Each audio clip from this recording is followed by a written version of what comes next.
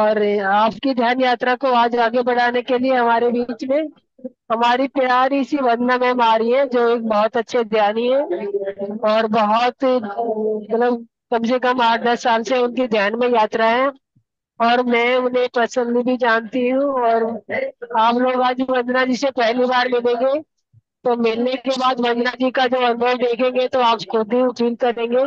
तो आइए से मिलते हैं, वंदना जी का वेलकम करते हैं। वंदना जी, ओवर टू यू। थैंक बहुत बहुत स्वागत है इस ग्रुप में आपका।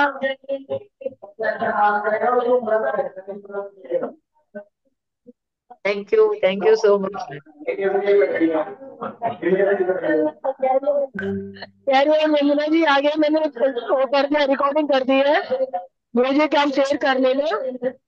सेकंड नंबर है ना मेरा, दूसरा एक और है, उसको आप मुझे उसमें बनाना, ठीक है, ठीक है। कोई मोबाइल ऐसे नंबर बना दिया मैंने।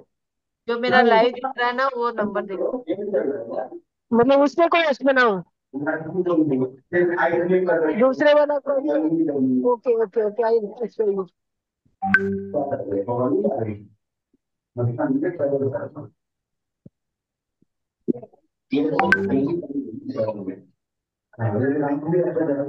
ठीक है मैम, दोनों पे बना दिया है। तो मास्टर वंदना जी के साथ अपनी ध्यान की यात्रा आगे बढ़ाइए। और आज मैं थोड़ा माफी चाहूंगी कि बीच में इंटरप्ट नहीं कर पाऊंगी, लेकिन वंदना जी आपको मेरी कमी फील नहीं होने देंगी। Over to you Vandana ji, ठीक है। Thank you thank Vandana you ji. Much. Thank you.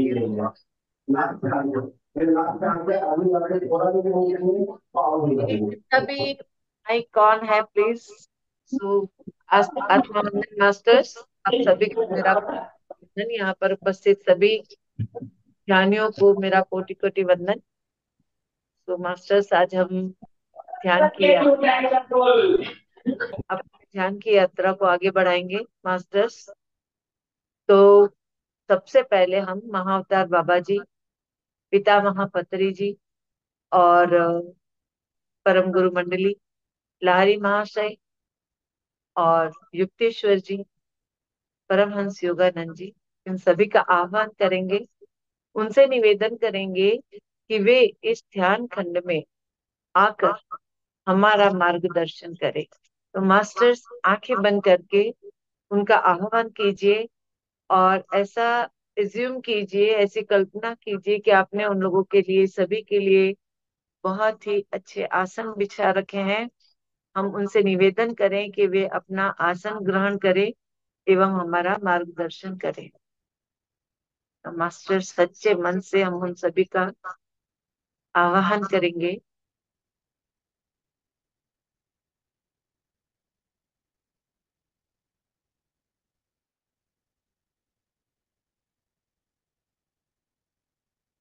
जैसा कि आप सभी को पता है मास्टर्स, के जब हम ध्यान करने बैठते हैं तो 3 लोक लगाते हैं। तो पैरों को क्रॉस कर लीजिए, हाथों को की उंगलियों को फंसा दीजिए। जिन्होंने चश्मा पहना है वो चश्मा उतार दे। और सॉरी, मैं नहीं उतारूंगी क्योंकि मुझे थोड़ा देखना पड़ेगा, इसलिए। तो अपना चश्मा उतार लें, आंखें बंद कर लें।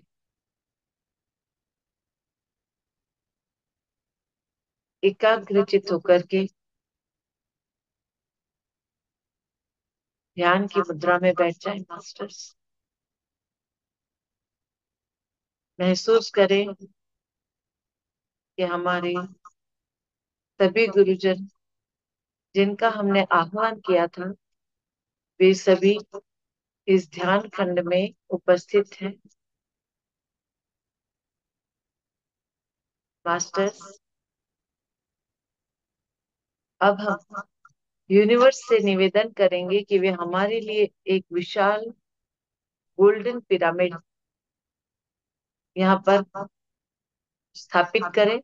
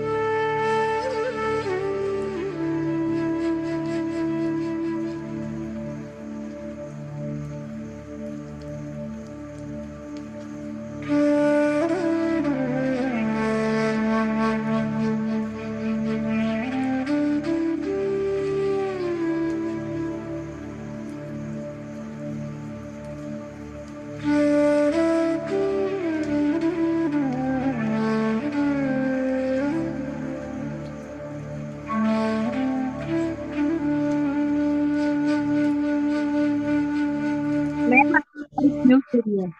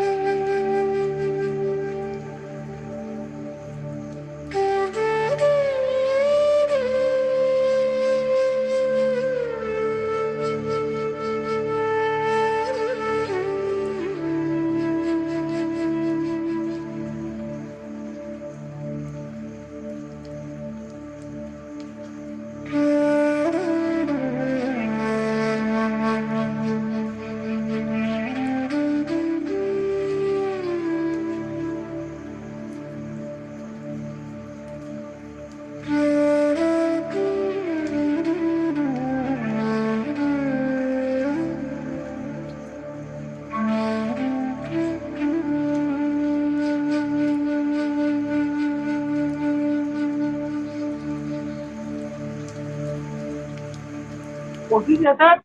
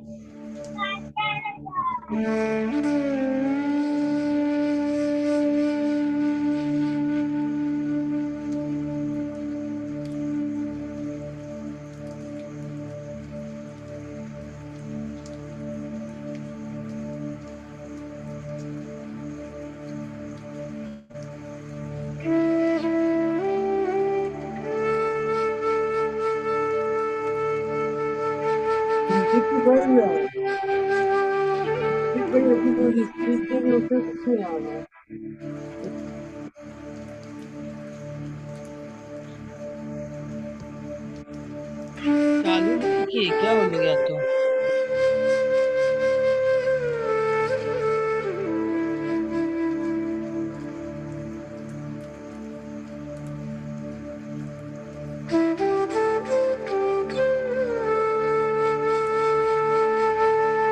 क्या?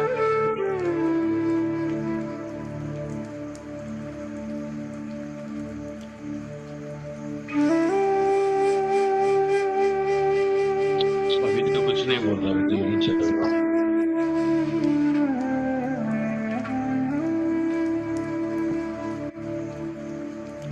ये देखो, इसमें तो कुछ होता है क्या यहाँ से? नहीं मम्मी। ये वाला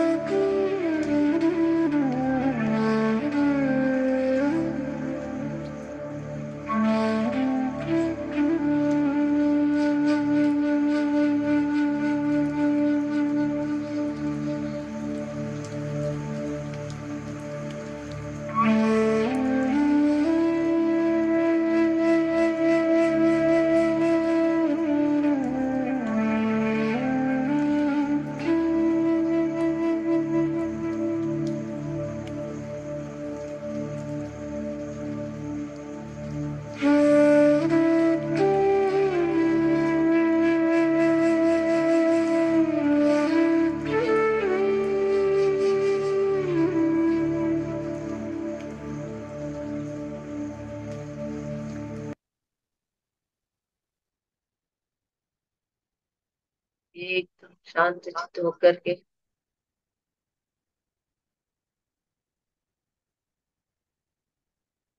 अपनी सांसों को ऑब्जर्व करते हुए धीरे धीरे अब हम अपनी चेतना में लौट आएंगे मास्टर्स।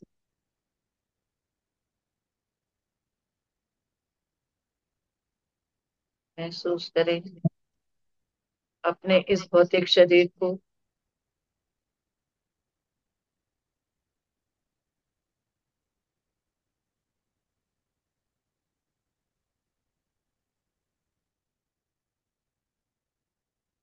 मास्टर सब धीरे धीरे अपने पैरों की उंगलियों को हिलाएं, हाथों की उंगलियों को हिलाएं,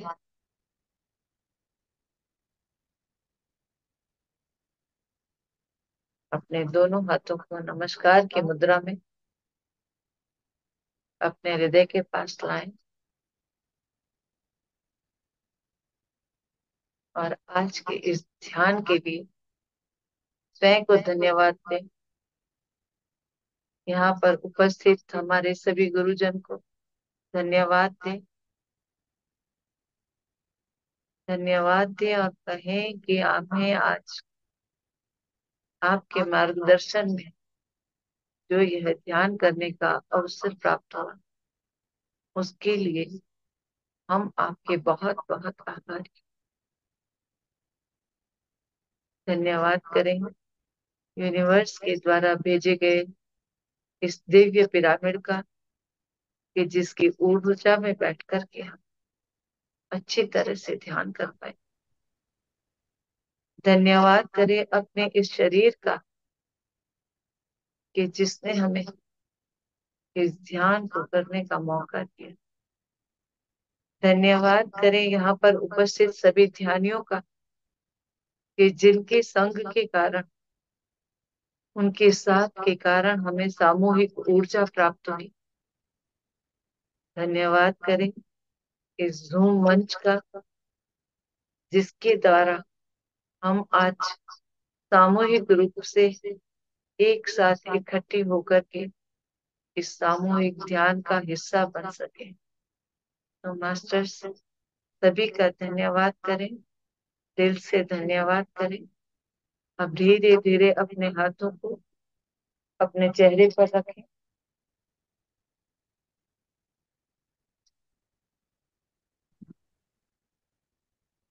महसूस करें इस ध्यान की ऊर्जा को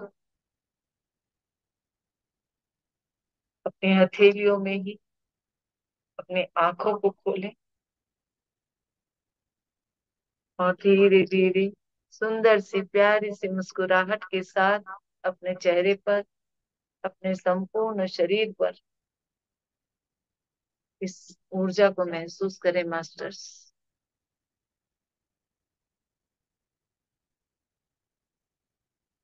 thank you, thank you, thank you, gratitude, gratitude. धन्यवाद मास्टर्स, आप सभी ने इस ध्यान को अच्छी तरह से किया। बहुत बहुत धन्यवाद। वंदना जी थैंक यू, बहुत सुंदर ध्यान और बहुत ही डीप मेडिटेशन आपने कराई, उसके लिए मैं तहे दिल से धन्यवाद करती हूँ आपका। Thank you ma'am, thank you master. अब हम आगे की आपकी ज्ञान यात्रा में चलिए, मैं उनके साथ साथ मिलती हूँ। Thank you ma'am, thank you, thank you. Masters जैसा कि आप सभी को पता है कि आज का हमारा, मेरी आवाज तो आ रही है ना आप सभी को? आ रही सुमित्रा है जी, मैम आवाज? हाँ हाँ, आवाज आ रही है। आ रही मैडम। अरे यार, एकदम फर्स्ट आवाज है, फर्स्ट क्लास आवाज है। Thank you. तो मास्टर्स आज का हमारा विषय है शाकाहार, कि हमें शाकाहारी क्यों बनना चाहिए और क्यों शाकाहार करना चाहिए। शाकाहार का अर्थ है कि साग सब्जी खाना इतना ही नहीं, लेकिन बहुत गहरा इसका अर्थ निकलता है। तो सबसे पहले तो मैं ये कहना चाहूंगी कि शाकाहार जो हम करते हैं, तो उससे हमारी ऊर्जा बढ़ती है। कैसा भोजन करना चाहिए, कैसा नहीं करना चाहिए। तो पहले तो हम जागरूक होकर के ये समझे कि मांसाहार और शाकाहार में फर्क क्या है, इस अंतर को पहचाने। और जब हम इन दोनों ही पहलुओं को एक साथ देखें तो हमारी आत्मा को समक्ष रख करके, तो साक्षात रख करके इस पर विचार करें कि हमारे आसपास हम जो मांस जो भी खाते हैं, जो लोग भी, तो क्या उन्होंने कभी सोचा है कि जो सामने है वो भी एक जीव है? ये सबसे पहला प्रश्न है। तो मास्टर्स, इसीलिए हमें शाकाहार बने रहना चाहिए, मांस का आहार नहीं करना चाहिए। इसके कई पहलू हैं कि क्यों करना चाहिए, किस तरह से करना चाहिए। सबसे पहली बात तो ये है कि हमें सात्विक बनना है। जितने हम सात्विक होंगे उतने ही हमारे विचार सात्विक होंगे, और सात्विक बनने के लिए शाकाहार बने रहना अत्यंत ही आवश्यक है, बहुत बहुत जरूरी है शाकाहार बनना। तो उसके लिए मैं कुछ पॉइंट्स कहूंगी कि क्या है, तो मैं आपको कहूंगी। इसके लिए सबसे पहले तो मैं आपको कहूंगी कि जैसे कोई मछली खाता है, तो मछली खाने से क्या होगा? आपने मछली का जीवन ले लिया, उसकी सांसें रोक दी। हम कहते हैं ना हमारे अंदर ये रोग आ गया, वो रोग आ गया। हर रोग के लिए हम कहते हैं कि अरे ये क्यों आया, क्यों आया। तो हमने सांसें रोकी, यानी कि क्या हुआ? ऑक्सीजन छीन ली। मछली का जीवन क्या है? प्राण है। उससे हमने वो छीन छीन ली, तो हम अस्थमा के रोगी बन सकते हैं। तो क्यों हमें ऐसा करना है? क्यों हमें किसी की सांसें रोकनी है? हमें तो ये अधिकार ही नहीं है कि हम किसी की सांसों को रोके। तो मास्टर्स, एक सबसे बड़ी बात जो है वो ये है। दूसरा, अगर मान लो आपने कि किसी मुर्गी को काटा, उसका मांस खाया, तो उसको उसकी हत्या तो करनी पड़ी ना। तो हत्या करनी पड़ी मतलब क्या? कि आप पापी बने। किसने हक दिया? क्या आपने उसको जीवन दिया है? जब हम उसको जीवन नहीं दे सकते तो हमें उसकी हत्या करने का हक भी नहीं है। हमारे पास इनमें से दोनों में से एक भी अधिकार है ही नहीं, ना ही जीवन लेने का और ना ही जीवन देने का। ये काम है ईश्वर का। ईश्वर भी हत्या नहीं करता। हमें अहिंसा के मार्ग पर चलना है, तो हमें शाकाहार बनना ही होगा, शाकाहार को अपनाना ही पड़ेगा। छोटी सी बात, कभी आप महसूस कीजिए कि कभी आपने कुछ सब्जी काटते हुए या कुछ काम करते हुए आपकी उंगली में कट लग गया, और जो वो दर्द महसूस होता है वो तो छोटा सा होता है ना। तो छोटी सी चोट से हम घबरा जाते हैं, परेशान हो जाते हैं, उस दर्द को सहन नहीं कर सकते। और ऐसे में हम एक पूरे प्राणी को, उसकी हत्या करके, उसको मार करके, काट करके उसको ग्रहण कर रहे हैं। ये कहाँ का न्याय है? बिल्कुल नहीं। हमें सबसे पहले तो आत्मा के स्तर पर इसको सोचना है। और मास्टर जो इसको नहीं समझते, उनको इसका नुकसान भी उठाना पड़ता है। कहते हैं ना, जैसा आप आहार करोगे वैसे आपके विचार होंगे। जैसा आप आहार करोगे वैसे आपके विचार। और विचार कहाँ है? हमारे मन के अंदर, हमारे मस्तिष्क के अंदर, जो हमारे शरीर के अंग। तो मन विचलित होगा, मन में विचार गलत आएंगे। क्यों? क्योंकि हम मांसाहारी हैं। इसलिए हमें मांस नहीं ग्रहण करना है। जैसा आहार हम ग्रहण करेंगे वैसे ही हमारे विचार भी होंगे। तो आहार, मन, शरीर और आत्मा, ये सभी एक दूसरे से जुड़े हुए हैं। जैसा आहार करोगे वैसा ही हमारा शरीर बनेगा। अगर बुरा आहार करोगे तो आपके शरीर में कई प्रकार के रोगों का कारण बनोगे, विचार खराब होंगे, मानसिक रूप से आप पीड़ित होंगे। तो भी वही हुआ, क्योंकि आपने आहार ही ऐसा ग्रहण किया है। इसलिए इसलिए हमें शाकाहारी बनना है। पत्री जी हमेशा कहते हैं कि शाकाहारी बनो, मन पवित्र रखो। तो मन को पवित्र रखने के लिए हमें शाकाहार ही रहना पड़ेगा, शाकाहार ही बनना पड़ेगा। जो हम सुनते हैं, देखते हैं, वही तो हम करते हैं, लेकिन उसमें हमें जागरूक रहना, क्या सही क्या गलत, उसका महत्व जानना, उसी तरह से हमें आगे बढ़ना है। शरीर और मन अलग नहीं है, एक ही है।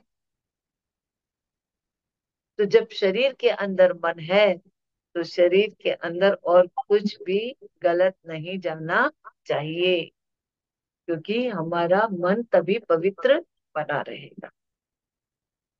एक और बात कि हमें जैसे ही खाने में बरतना चाहिए, सावधानी रखनी चाहिए, ऐसे ही हमारी सोच में भी सावधानी रखनी चाहिए। हमारी जैसी सोच होगी वैसे विचार आएंगे, वैसे हम कार्य करेंगे। तो हमें इस बात का भी बहुत ध्यान रखना होगा। तो शरीर को हमें स्वस्थ बनाए रखने के लिए हमें शाकाहार बने रहना पड़ेगा। एक बार क्या हुआ कि गांधी जी जेल में थे, तो उसको हमेशा एक व्यक्ति जो भोजन देने आता था, तो आज उनका जो भोजन आया उन्होंने ग्रहण किया। ग्रहण किया तो क्या हुआ, उन्हें उल्टी हो गई। जब उन्हें उल्टी हुई तो क्या हुआ कि वो परेशान हो गए कि अरे ये तो कभी नहीं हुआ, मैंने जो भोजन हमेशा करता हूँ वही भोजन किया और आज क्यों मेरे साथ ऐसा हुआ। थोड़े परेशान हो गए। तो उन्होंने वहां के कर्मचारी को बुलाया और कहा कि भाई आज भोजन किसने बनाया, क्या है ये, आज भोजन ऐसा क्यों है। तो तुरंत ही जिस व्यक्ति ने भोजन बनाया था उसको बुलाया गया। तो बोले कि आज तुमने भोजन बनाया है। बोले हाँ। तो बोले क्यों क्यों। तो बोले आज जो आपका हमेशा भोजन बनाता है वह छुट्टी पर है तो मुझे बनाना पड़ा है। अब मास्टर्स, इसके पीछे का कारण क्या था वो हम जानते हैं कि गांधी जी ने जो भोजन किया था वह जिस व्यक्ति ने बनाया था वह मांसाहारी था, और वह साथ में चोर भी था, और सोच चोर होने की ही सजा काट रहा था। और आज का भोजन उसने बना करके जो गांधी जी को खिलाया, तो क्या हुआ, गांधी जी उसे पचा नहीं पाए, क्योंकि वो तो अहिंसावादी थे। और दूसरा, उनके विचार पूर्ण रूप से सात्विक थे। इसलिए जैसे व्यक्ति के हाथों से भोजन बनाया जाता है तो उसके विचार, उसके अंदर का जो व्यवहार, वो खुद मांसाहारी है तो वो सब उसके हाथों में की ऊर्जा उसमें समाई रहती। और उस ऊर्जा के साथ जब वो भोजन बनाएगा तो उस भोजन में भी वह ऊर्जा समाहित हो जाएगी। तो इस तरह से क्या होगा मास्टर्स, कि वह 1 मिनट मास्टर।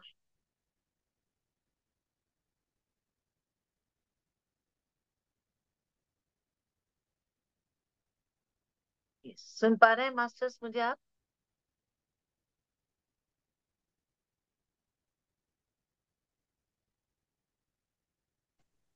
तीनों तो सुन रहा है। Thank you.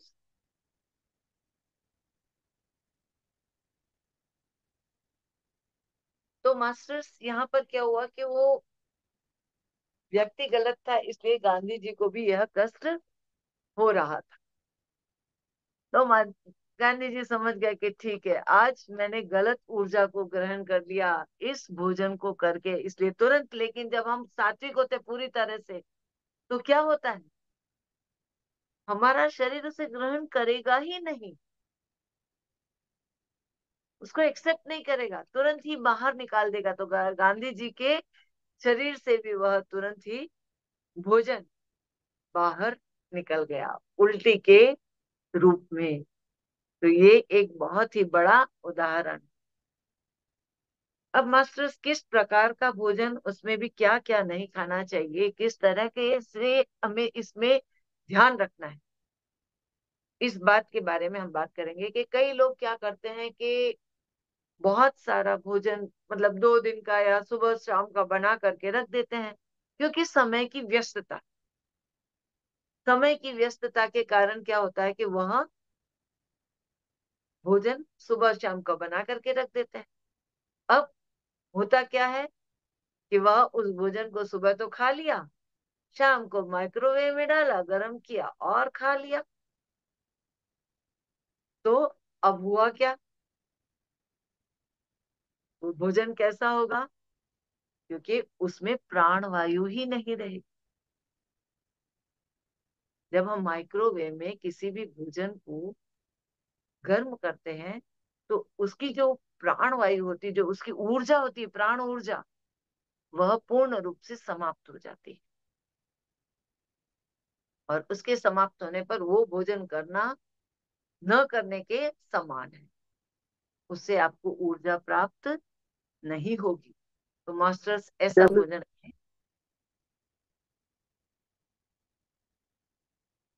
ऐसा भोजन हमें नहीं करना चाहिए। तो हमें क्या ध्यान रखना है कि अगर हम माइक्रोवेव का उपयोग कर रहे हैं, उसमें गर्म किया हुआ भोजन हम खा रहे हैं, तो आज से हम यह निश्चय करें कि आज के बाद हमें माइक्रोवेव में भोजन गर्म करके नहीं खाना है। फ्रिज में रख देते हैं, ठंडा होता है, उसको फिर हम गर्म करते हैं तो उसकी जो जो मूल ऊर्जा होती है वह समाप्त हो जाए।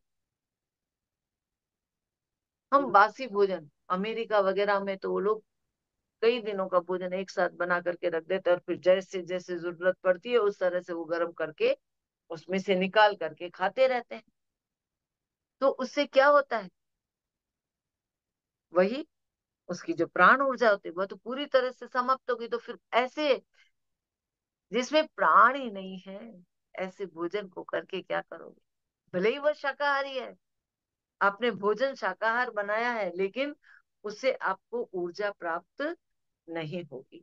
तो हमें इस बात का बहुत ध्यान रखना है कि हो सके तो अपने मन को इस तरह से तैयार करो कि आपको माइक्रोवेव की आवश्यकता ना पड़े। इतना ही भोजन बनाओ जितना खाना है, ताकि आपको ये भी ना लगे कि बनाया हुआ भोजन व्यर्थ हो गया, फेंकना पड़ा क्योंकि ज्यादा बन गया था। तो हमें अपनी लिमिट पता है कि कितना खाना है। ज्यादा खाने से भी हमारी तबीयत बिगड़ती है, चाहे वो शाकाहारी हो या कुछ भी। तो हमें इस तरह से इस बात का ध्यान रखना है। इसके बाद तो बासी खाना भी नहीं खाना है हमें, और ना ही माइक्रोवेव में चल रहा है। गर्म करके भी भोजन करना है। इसके बाद आता है मशरूम।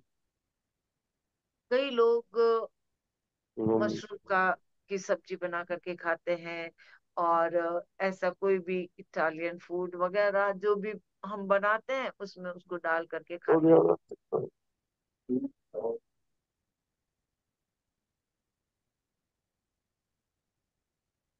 तो वो मशरूम क्या है पता है आप, यह एक फंगस से बनाया, वो एक, उसको हम शर ही कह सकते हैं। फंगस से बना हुआ ये एक पौधा होता है, उसमें कहीं भी प्राण होते ही नहीं है, प्राण ऊर्जा उसमें होती ही नहीं है। जिसमें प्राण ऊर्जा नहीं तो वह एक शव शव के समान। क्यों? कि उसको फोटोसिंथेसिस से नहीं बनाया जाता। जो सूर्य की ऊर्जा, सूर्य के द्वारा प्राप्त हुई ऊर्जा से जो पौधे भोजन बनाते हैं, भोजन, क्योंकि पौधे भी तो भोजन करते हैं ना, फोटोसिंथेसिस से उनका। अरे जा नहीं जा पा रहे। अरे आप भी नहीं जा पाओगे, फोन तो करो। एक मिनट में मेरे को अरे रुक जाओ, आ गए, आ गए, बंद हो गए ना।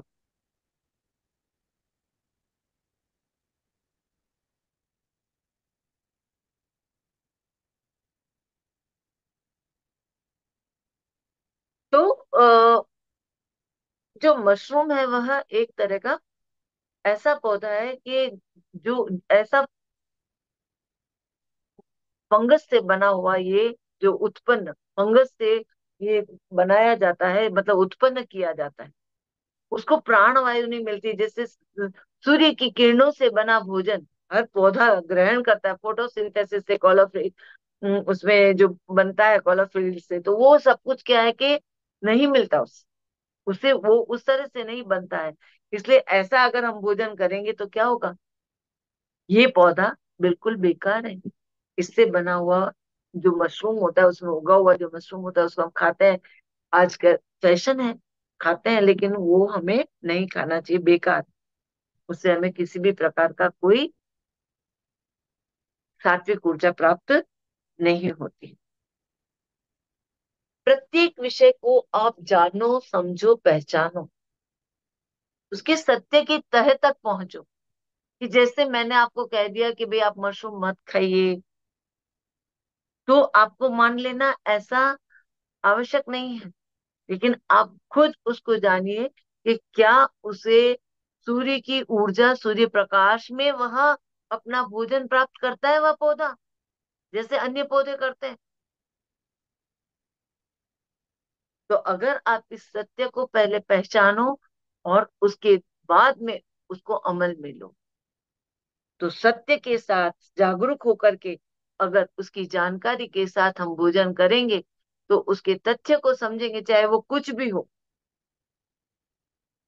तो आपको निश्चित रूप से समझ में आ जाएगा कि क्या खाना चाहिए, क्या नहीं खाना चाहिए। कई लोग कहते हैं कि हम लोग तो मांस बचपन से खाते हैं,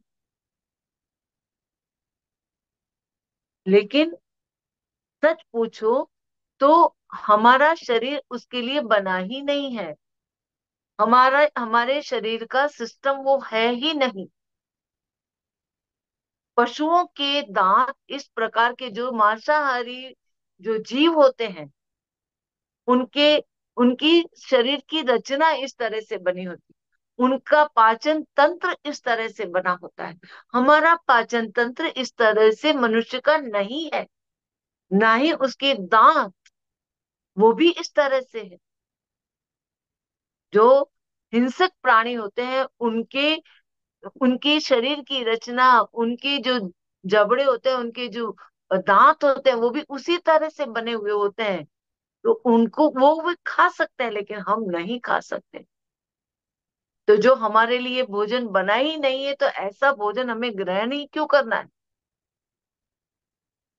ना ही उसके लिए हमारा मानस बना है, ना ही हमारा शरीर बना है, ना ही हमारा पाचन तंत्र बना है, ना ही हमें ईश्वर ने इस प्रकार के दांत दिए। तो मास्टर, शाकाहार भोजन ही उचित भोजन है। मांसाहार भोजन हमारे लिए उचित किसी भी पहलू से नहीं है। तो हमें इसको अवॉइड करना चाहिए। अब दूसरी बात, पशु, आप क्या खा रहे हो? मार करके पशु खा रहे हो। पशु की वृत्ति पशु जैसी होगी। तो जब आप ऐसा भोजन करोगे तो आपके विचारों में वो पशु वृत्ति आ जाएगी। आपके विचार ऐसे हो जाएंगे, हिंसक विचार, हिंसक भावनाएं उत्पन्न होगी उससे।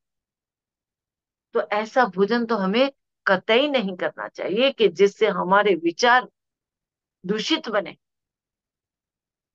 हमारे विचारों को पवित्र रखने के लिए भी हमें शाकाहार भोजन ही ग्रहण करना चाहिए।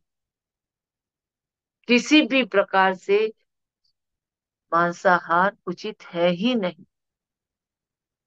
इस बात को हमें पूर्ण रूप से मान लेना चाहिए और इसी शाकाहार को ही अपनाना हमारे लिए बहुत ही उचित है। दूसरा, हम कांटे से खाते हैं, चम्मच से खाते हैं, वो भी हमें अवॉइड करना चाहिए। क्यों? क्योंकि हमारे हाथों की ऊर्जा जो है, उससे बना हुआ भोजन, उससे खाया हुआ भोजन हमें संतुष्टि देता है। हमारे अंदर की भावनाएं सीधी उतरती चली जाती। माँ के हाथों का बना भोजन, क्यों सब कहते हैं उसमें मिठास होती है? क्योंकि माँ जो भोजन बनाती है ना, वह पूरा प्रेम उसमें उड़ेल देती है। एक गृहिणी जो होती है, वो उसके लिए जब वो भोजन बनाती है तो हर एक की भावनाओं का ध्यान रखती है, हर एक के स्वाद का ध्यान रखती है, हर एक की पसंद का ध्यान रख करके पूर्ण रूप से अपने आप को उसमें अपने पूरे भाव डाल करके वो भोजन बनाती है। और जब उसमें पूरे ऐसे प्रेम से परिपूर्ण भाव होंगे और ऐसा भोजन जो बनाया जाएगा, आनंद उत्साह के साथ जो भोजन बनाया जाएगा, उसको हर व्यक्ति, जो भी व्यक्ति खाएगा, उसमें वही आनंद और प्रेम से परिपूर्ण भावना ही उसके अंदर समाहित होती चली जाएगी उस भोजन के द्वारा। भोजन करते वक्त हम क्यों कहते हैं कि मन को शांत विचार रखो, मन में शांत विचार होनी चाहिए, प्रेम की भावना होनी चाहिए। हम क्यों भोजन करने से पहले प्रार्थना करते हैं? ताकि हमारा मन एकदम सात्विक बना रहे, प्रेम से परिपूर्ण बना रहे, उस भोजन में वो सारी सद्भावनाएं उत्पन्न हो कि ये जो मैं भोजन कर रहा हूं उसके द्वारा मुझे जो ऊर्जा प्राप्त हो, वह सकारात्मक ऊर्जा मिले, मेरी भावनाएं पवित्र बने, मैं प्रेम रखूं और प्रेम बांटूं। अपने से पहले दूसरों के बारे में विचार करो, अपने से पहले दूसरों को भोजन कराओ। वो भोजन कितना अच्छा होगा, बनाने वाला इतना प्रेम से बना रहा है, उस भोजन को आप ग्रहण करोगे, आपके विचार सात्विक बनेंगे, आपके विचार सकारात्मक बनेंगे, आपको ऊर्जा सकारात्मक मिलेगी। आप उस वक्त जब बैठ करके सब साथ में मिलकर के भोजन कर रहे हैं, कहीं कोई क्रोध नहीं, कुछ नहीं, तो उससे जो ऊर्जा मिलेगी वो कितनी सुंदर और पवित्र होगी। कहते हैं ना, भोजन जब भोजन करने बैठते हो, उस वक्त मन में न तो बुरे ख्याल होने चाहिए और ना ही हमें क्रोध करना चाहिए। क्रोध करने से क्या होगा? वह ऊर्जा नष्ट हो जाए, उसमें नकारात्मकता से भरी हुई होगी वो। कितना प्रेम से बनाया हुआ भोजन अगर क्रोध से भर जाएगा तो वो सकारात्मक ऊर्जा को समाप्त कर देगा। इसलिए मास्टर्स, जब भी आप भोजन करने बैठे, शांत चित्त के साथ भोजन करें। सकारात्मक भोजन भी दूषित बन सकता है हमारे विचारों से, हमारे भावनाओं से। तो शाकाहार के साथ जो हम शाकाहार भोजन कर रहे हैं, उसमें हमारी सकारात्मक ऊर्जा को बनाए रखना है। नहीं तो शाकाहार भोजन को भी दूषित होने में देर नहीं लगती। जैसा कि अभी हमने कहा कि माइक्रोवेव में भोजन जो हम गर्म करके खाते हैं, तो उसकी जो प्राण ऊर्जा होती है वह समाप्त हो जाती है। तो ठीक इसी तरह से हमारे भोजन, जब हम थाली परोस करके बैठते हैं, लेकिन हमारे मन में अगर दूषित विचार विचार है, तो जो भोजन ग्रहण कर रहे हैं वह भी दूषित ही होगा, भले ही वह शाकाहार हो, लेकिन फिर भी। इसीलिए कहते हैं ना कि जैसा आहार वैसा विचार। इसलिए विचार हमारे पवित्र रखने के लिए हमें वातावरण को भी पवित्र रखना होगा।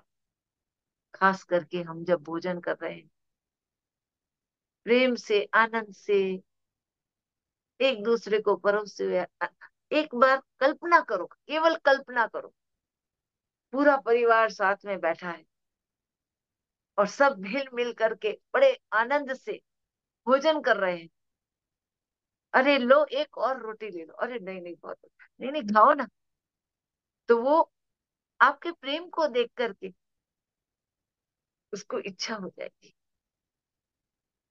और उसी भोजन के वक्त अगर मान लो एक गृहिणी ने इतने प्रेम से भोजन बनाया है, लेकिन आपके अंदर किसी में के अंदर नुक्स निकालने का, कमियां निकालने का भाव हमेशा उत्पन्न रहता है, तो कभी ये कैसा भोजन बनाया, इसमें नमक कम है, इसमें मिर्च ज्यादा है, तो उसका उत्साह मर जाएगा। वो जब भोजन में बनाएगी तो डर डर के बनाएगी। पर आपने अगर मान लो नमक भी ज्यादा हो गया और उसने पूछा कैसा बना है भोजन, बहुत अच्छा बना है, बहुत स्वादिष्ट है, उसका दिल खुश हो जाएगा। उसको संतुष्टि होगी कि चलो मेरा बनाया हुआ भोजन सबको पसंद आया।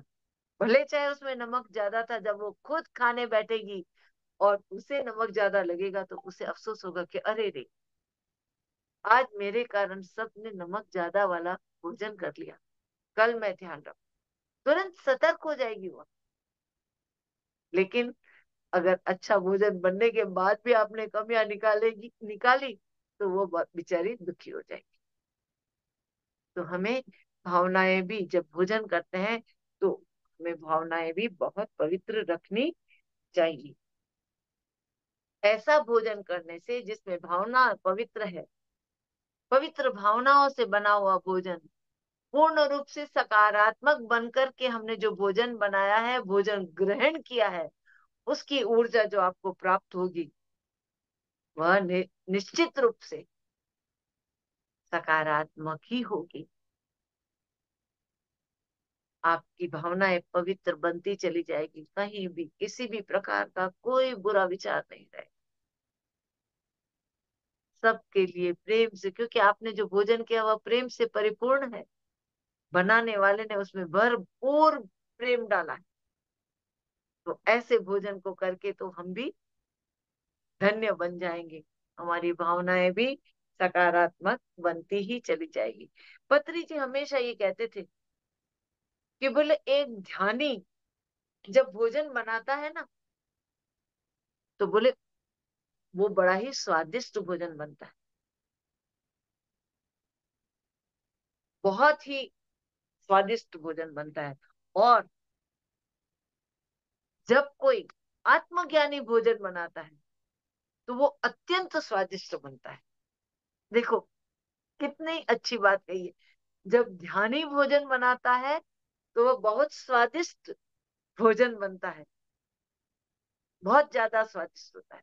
और जब एक आत्मज्ञानी बनता है, भोजन बनाता है, और उसको जब हम ग्रहण करते हैं तो वो अत्यंत स्वादिष्ट और अत्यंत ही ऊर्जावान होता है।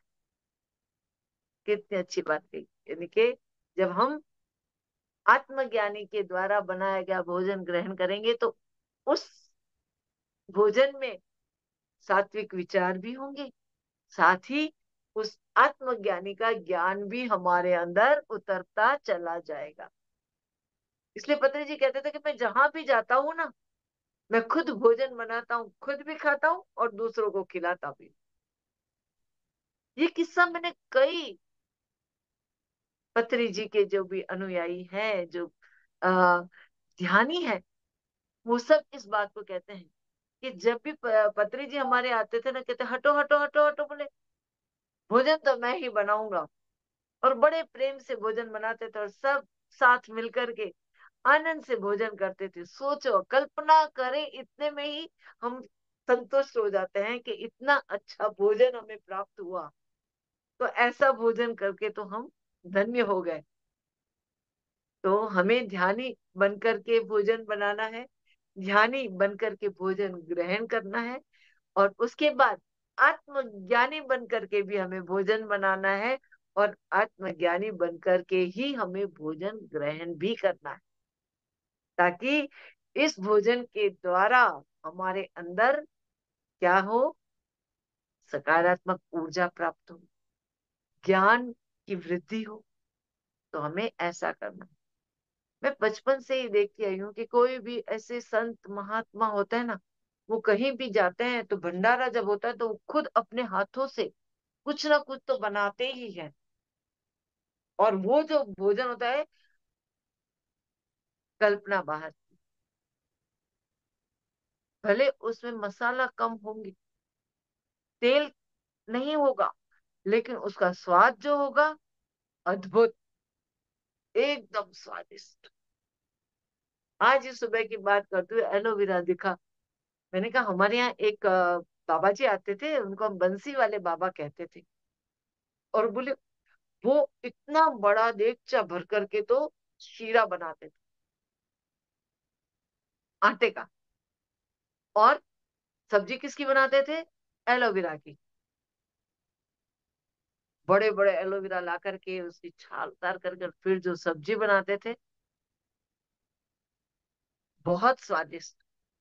आज भी जब मैं उसको याद करती हूँ, रोटी में मिठास, सब्जी में इतना अच्छा स्वाद, शीरे का तो कहना ही क्या, कहीं कुछ अति नहीं, सभी समानता रूप से, मसाले वगैरह सब, और उसका स्वाद तो आप, अभी हमने कहा ना कि जब आत्मज्ञानी भोजन बनाता है तो वह अत्यंत स्वादिष्ट होता है। आप कहीं भी किसी भी ऐसे स्थल पर जाओगे जहां पर आध्यात्मिक ऊर्जा होगी, किसी मंदिर का प्रसाद ग्रहण करो, आप वही बूंदी के लड्डू घर पर बनाओ और वही मंदिर के जाकर के खाओ। श्रीनाथ जी का ठोर खाओ, आप बनाओ घर पे और वहां पर खाओ, कितना अंतर होगा। प्रसाद, प्रसाद का मतलब क्या, यही है कि उसमें जो सात्विकता होती है वो अपने आप आ जाती है, और उसको जब हम ग्रहण करते हैं तो हमारी आत्म संतुष्टि प्राप्त हो जाती है हमें। तो ये है शाकाहार का महत्व, और ये है सात्विक भोजन का महत्व। पत्री जी लहसुन खाने के लिए मना करते थे, क्यों? क्योंकि जो लहसुन की खेती, जिसका जिन्होंने ये लहसुन की खेती करना शुरू किया, लहसुन उत्पन्न करना, उत्पादन करना शुरू किया, वो उनकी ऊर्जा कैसी थी, नकारात्मक। वो नकारात्मक लोगों के द्वारा इसको उगाया गया। तो जब कोई ऐसा व्यक्ति जो नकारात्मकता से परिपूर्ण है, भरा हुआ है, और वो जब ऐसी कोई सब्जी उगाता है, ऐसा कोई पौधा उगाता है, तो उससे हमें खाने पर भी हमारे अंदर नकारात्मकता उत्पन्न हो। इसलिए लहसुन खाने के लिए वे हमेशा मना करते हैं। और जब हम लहसुन खाना शुरू करते हैं तो वह हमें उस एक मांसाहार की ओर प्रेरित करते हैं। तो लहसुन इसलिए भी नहीं खाना चाहिए। इसलिए पत्नी जी इस कारण से हमें लहसुन खाने के लिए भी हमेशा मना करते थे कि लहसुन नहीं खाना चाहिए,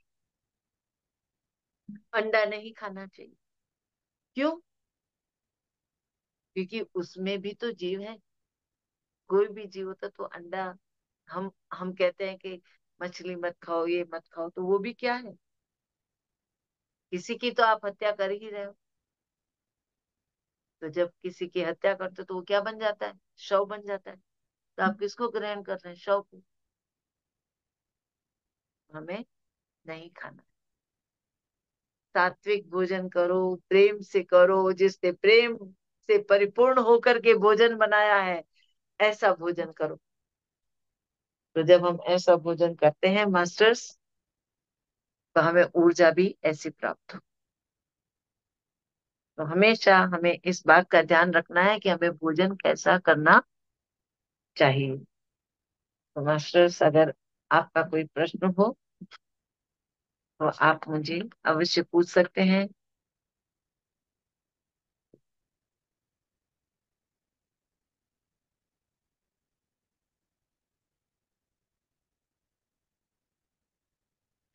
जी प्रणाम madam. Thank you sir. Yes. Madam, इस ध्यान जगत में आगे बढ़ने के लिए कम से कम एक दिन में यानी 24 घंटा में कम से कम कितना ध्यान करना चाहिए मैडम? देखो, वैसे तो जितना आप कर सको, जैसे अभी तो गुड़ाकेश भी करने के लिए कहते हैं, तो शादी।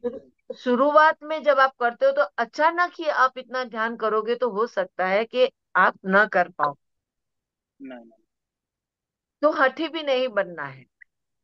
जी पहले तो वैसे तो क्या कहा जाता है कि शुरुआत में आपको कैसे ध्यान करना है कि अपनी उम्र के हिसाब से ध्यान करना है। जी और उसके बाद धीरे धीरे आप अपनी अवधि बढ़ाते चलो।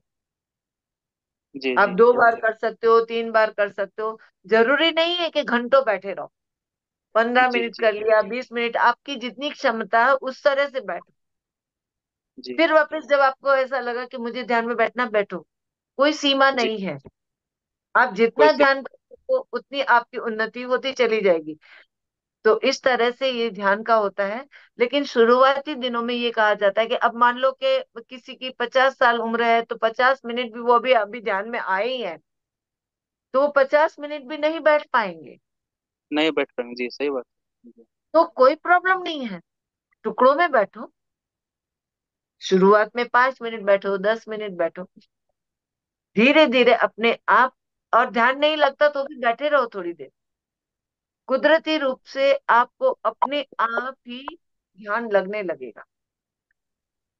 फिर आपको किसी नहीं। म्यूजिक की भी जरूरत नहीं है। केवल अपनी सांसों पर ध्यान देते हुए एकाग्रचित होकर के आप बैठ जाओगे तो अपने आप ही विचार, आप शून्य में पहुंच जाओगे। विचारों से मुक्त हो जाओगे। और जब हम विचारों से मुक्त हो जाते हैं तो कहीं भी किसी भी प्रकार की कोई भी आवाज हमें सुनाई नहीं देती। और हम मैडम ये ध्यान। जो विश्व। जी। बोले मैडम, ये जो विश्व शक्ति है यानी कॉस्मिक एनर्जी, हाँ जी। तो जब हमारे ऊपर कब आती है वो, मतलब जब हम ध्यान करने बैठते हैं, ये हाँ। तो हमारे अंदर कब प्रवेश करती है? क्या जैसे ही बैठे तब प्रवेश करती है या विचार शांत होने के बाद प्रवेश करती है? बस ये विचार जानना है। तो विचार शांत करने पड़ेंगे आपको, वो तो है ही।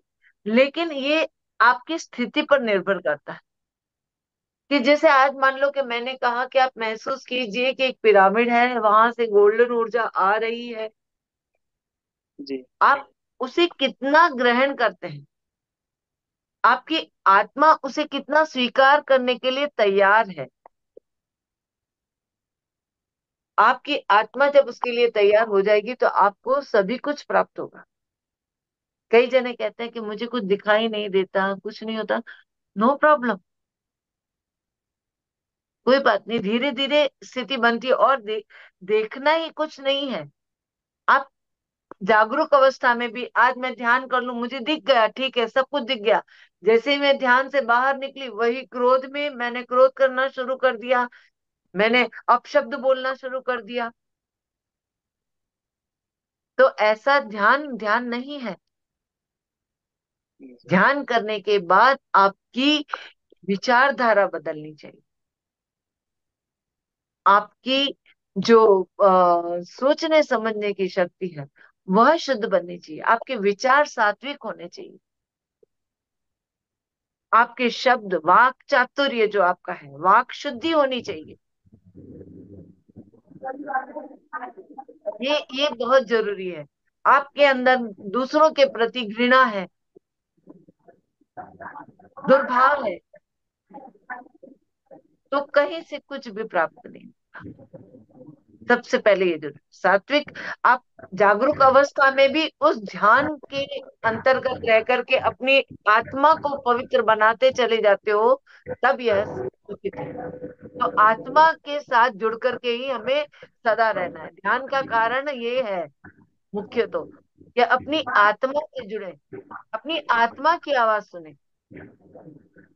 जागृत होने के, जागृत अवस्था में भी ऐसा नहीं कि आप भौतिकता में हैं और आप जागरूक नहीं। जागरूक होने का मतलब क्या है कि जैसे मान लो कि आप कोई भी काम करते हो, तो आप उस जागरूक काम को पूरी सचेत होकर पूरी के, सचेत होकर करते हैं। सतर्कता के साथ करना, ये है। तो जब आप ऐसा ठीक है। करोगे तो ऑटोमेटिकली आप महसूस करोगे कि आपको कॉस्मिक एनर्जी मिल रही है। आप कभी कभी बहुत एकदम एकाग्रचित हो जाते हो तो आपको महसूस होगा कि आपके शरीर में कुछ बह रहा है। नहीं, झटका ऐसा महसूस होता है।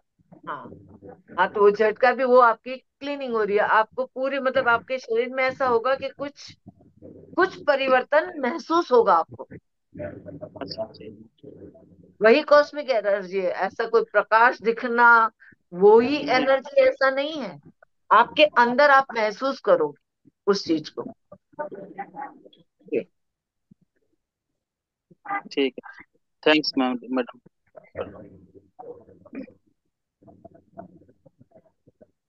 और किसी का कोई प्रश्न? मास्टर नमस्ते। जी नमस्कार, कैसे हैं जी?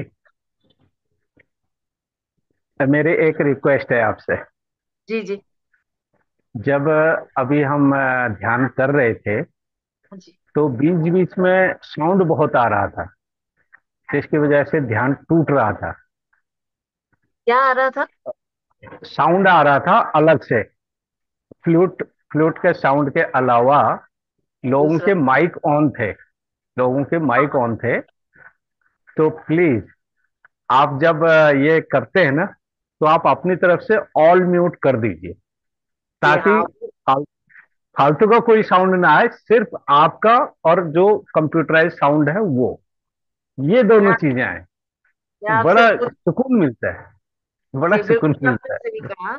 और मैं पूरी आपके साथ पूरी तरह से सहमत हूँ। मैंने 2-3 बार म्यूट भी किया, लेकिन पता नहीं क्यों बार बार अनम्यूट कर ले रहे थे, जबकि म्यूट कर है। दिया था। मैंने भी 1-2 बार किया, लेकिन फिर भी ये अपनी यही सतर्कता है जी। देखिए, मेन मेन यही है। मैं यही पिछले 3 साल है से कि खुद जागरूक होकर के जिस मंच के सामने आप बैठे हो, वहां पर अपने आप को, खुद को जागरूक रखो कि मेरे कारण कोई दूसरा तो डिस्टर्ब नहीं हो रहा है। डिस्टर्ब ये नहीं हो रहा है, बिल्कुल सही हमारे बात। राजा जी का जी। सवाल का जवाब आपने दे डाला। ये यही तो है आपकी सतर्क। कृपा है जी, यही तो, ये तो आपकी कृपा जागरूक है जी। रहने का मतलब ये नहीं कि हम आंखें बंद करके बैठे रहें और विचारों में मग्न रहें, या इधर नहीं, उधर किया और बस ये सोचते रहे कि कौन। आपको पता है कि आप जो बोल रहे हो आपका म्यूट है या नहीं माइक, आपको अनम्यूट करना कब है कब नहीं करना है। तो ये, यही सतर्कता है, यही ज्ञान का एक भाग है। आपकी कृपा है। मैं पिछले 3 साल से मेडिटेशन कर रहा हूँ, और अभी रेकी ग्रैंड मास्टर भी कर चुका हूँ, बहुत अच्छा। हिप्नोथेरेपिस्ट भी कर चुका हूँ। वाह वाह। बस आपका, मैंने देखा था फेसबुक पे कि आप 21 दिन का मेडिटेशन कैंप कर रहे हैं, तो मैंने तुरंत ज्वाइन किया। तो आपकी बहुत बहुत आभारी, बहुत बहुत कृपा कि आप जो इस तरीके से लोगों को जोड़ रहे हैं। बहुत बहुत धन्यवाद आप। जी पुष्कर जी, बहुत हम आपकी बात से सहमत है। और आपकी जी, बात का हमेशा आगे ध्यान रखा जाएगा कि बिल्कुल कोशिश जी, हम भी बहुत करेंगे और बहुत। कुछ आप भी करेंगे, तो सभी को बिल्कुल जी, मिलकर ये बिल्कुल। सब करना है। जी, हाँ, थैंक यू आपके सजेशन के लिए। बहुत बहुत धन्यवाद जी, आपका बहुत बहुत धन्यवाद। और यहाँ पर उपस्थित सभी ध्यानियों से मैं ये निवेदन करूंगी कि स्वयं खुद सतर्क रहें। आपकी खुद की सावधानी बहुत जरूरी है, इसलिए थैंक यू सुमित्रा जी। और जी मैम, बहुत बहुत धन्यवाद आपका, इतना अच्छा स्वागत आपने करवाया है और इतना अच्छा ध्यान, दोनों के लिए मैं आपके दिल से आभारी हूँ और तहे दिल से धन्यवाद करती हूँ आपका। और आपने ये सारा मैं मंच संभाला, इसके लिए भी मैं आपकी शुक्रगुजार हूँ। मैं आपका भी, सभी का बहुत बहुत धन्यवाद करती हूँ कि मुझे आपने ये अवसर प्रदान किया और इस मंच पर मैं अपने दोस्त का आपके समक्ष रख पाई। उसके लिए आप सभी को कोटि कोटि धन्यवाद। बस इसी तरह से अवसर मिलता चला जाए सेवा का, हम सेवा करते